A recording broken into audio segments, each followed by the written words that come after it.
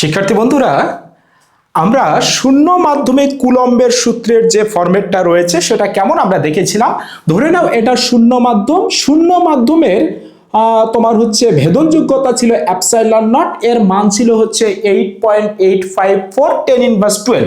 ওকে, তো এই শূন্য মাধ্যমে দুটো চার্জ রয়েছে, একটা Q1 একটা Q2, এদের মধ্যবর্তী দূরত্ব হচ্ছে r।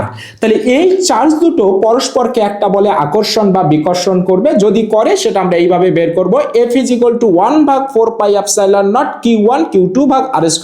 আমার যেহেতু এপসাইলন নটের মান জানা, তো 1/4πε0 এর মান 9 গুণন 10⁹, এটাও কিন্তু আমার মান জানা। ওকে, কারণ আমরা এই ফর্মুলাতে এইটুকুর জায়গায় মান বসাবো কত, 9 গুণন 10⁹, কারণ আমার এপসাইলন নটের মান জানা। এপসাইলন নটের মান 8.854, তারপরে 10^12 আমরা লিখেছি।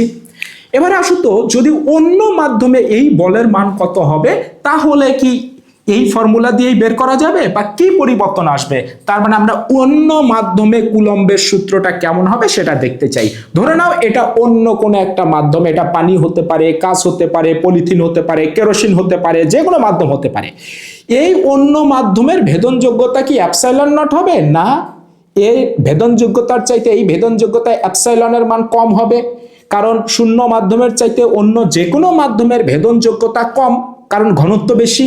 তো ওই দুটো চার্জকেই আমরা এইখানে রাখবো। এটার মান যদি 10 কুলম্ব হয়, 5 কুলম্ব হয়, এটাও 10 কুলম্ব, এটাও 5 কুলম্ব। এই শূন্য মাধ্যমের চার্জ দুটো যদি ধরো পরস্পর হতে 2 মিটার দূরত্বে থাকে, এখানেও আমরা 2 মিটার দূরত্বেই রাখবো।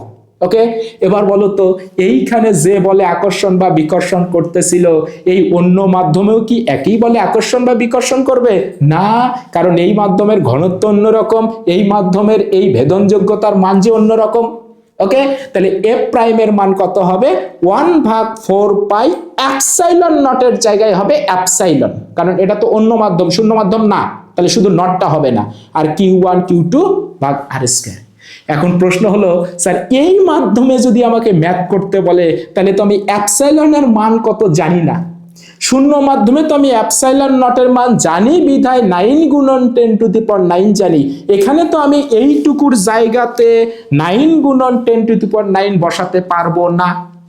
তাহলে এপসাইলনের মান আমার কি প্রশ্নে দেয়া থাকবে? না, প্রশ্নে দেয়াও থাকবে না। এই মাধ্যমের এই এপসাইলন কত, ভেদনযোগ্যতা কত, দেয়া থাকবে না। তাহলে আমরা কিভাবে ম্যাথ করব?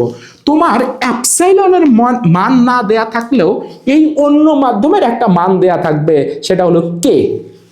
এইরকম কে এর একটা মান দেয়া থাকবে।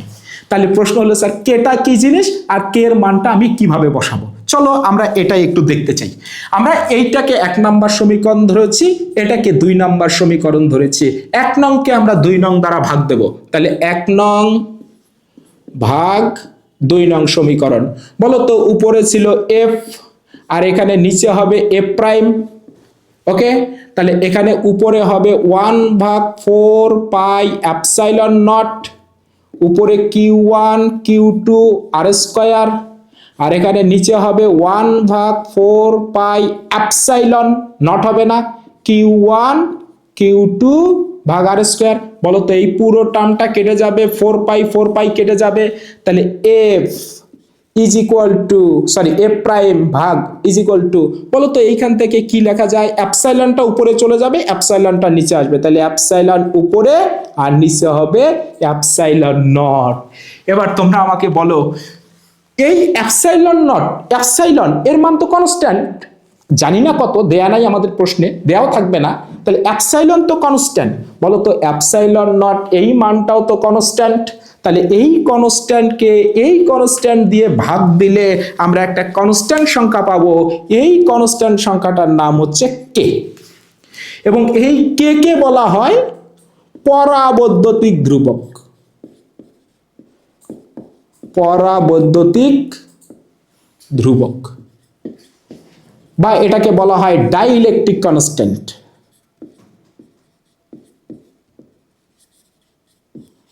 ডাইইলেকট্রিক ধ্রুবক বা ডাইইলেকট্রিক কনস্ট্যান্ট।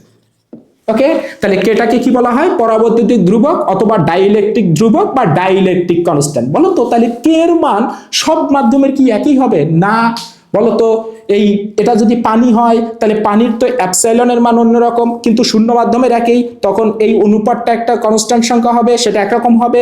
এটা যদি ধরো কাঁচ হয় তাহলে কাঁচের তো অ্যাপসাইলনের মান অন্যরকম, সেই কেটা অন্যরকম হবে। এটা যদি কেরোসিন মাধ্যম হয়, কেরোসিনের অ্যাপসাইলনের মান অন্যরকম, অনুপাতটা হবে অন্যরকম, কে এর মান হবে কিন্তু অন্যরকম।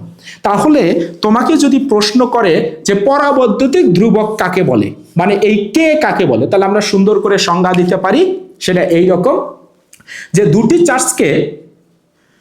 চার্জকে শূন্য মাধ্যমে একটি নির্দিষ্ট দূরত্বে স্থাপন করলে তাদের মধ্যকার ক্রিয়াশীল বল এই যে এফ, এবং ওই দুটি চার্জকে ওই একই দূরত্বে অন্য একটি মাধ্যমে স্থাপন করলে তাদের মধ্যকার যে ক্রিয়াশীল বল এফ প্রাইম, তাদের অনুপাত একটি ধ্রুবক সংখ্যা, একে ওই দ্বিতীয় মাধ্যমের পরাবৈদ্যুতিক ধ্রুবক বলে বা ডাইইলেকট্রিক কনস্ট্যান্ট বলে।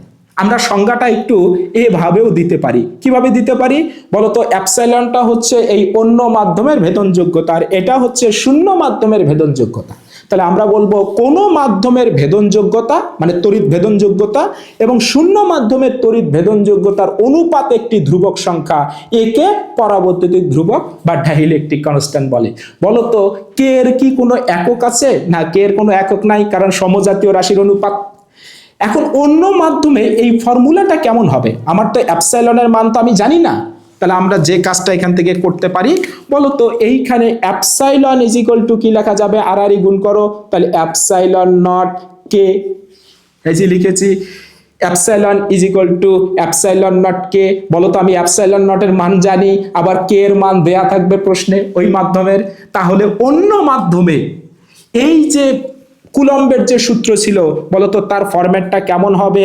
সেটা হবে F is equal two 1/4 pi epsilon ছিল, অ্যাপসাইলন, কিন্তু আমি অ্যাপসাইলনের জায়গায় লিখতে পারি অ্যাপসাইলন নট কে, উপরে হবে Q1 Q2, নিচে হবে আর স্কয়ার। তাহলে বলতো অন্য মাধ্যমের ক্ষেত্রে আমার শুধু পার্থক্যটা কোথায়?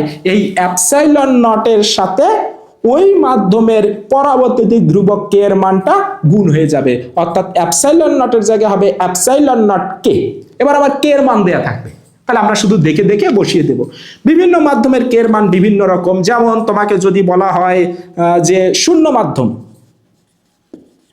এই শূন্য মাধ্যমে কে এর মান কত জানো? কে এর মান হচ্ছে 1, কারণ শূন্য মাধ্যম যদি হয় এই অ্যাপসাইলনের জায়গায় তো অ্যাপসাইলন নটই হবে, তাহলে অ্যাপসাইলন নট ভাগ অ্যাপসাইলন নট 1 হয়ে যাবে।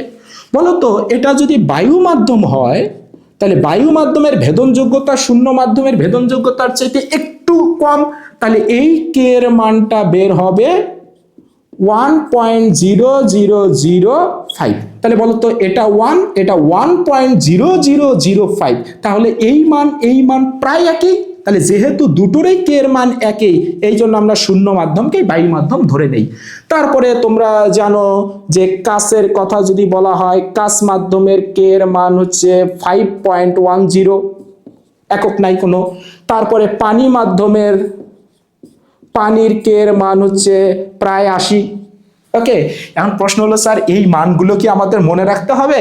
না, প্রতিটা মান কিন্তু প্রশ্নে দেয়া থাকবে, কে এর মান দেয়া থাকবে, শুধু আমরা দেখে দেখে বসাবো। তাহলে শূন্য মাধ্যমের কথা বললে এইভাবে বের করব এই সমীকরণ দিয়ে, আর অন্য কোনো মাধ্যমের কথা বললে শুধু কেটাকে গুণ করে দিয়ে আমরা সমীকরণগুলো সমাধান করব, আমরা ম্যাথগুলো সমাধান করব এই সমীকরণ।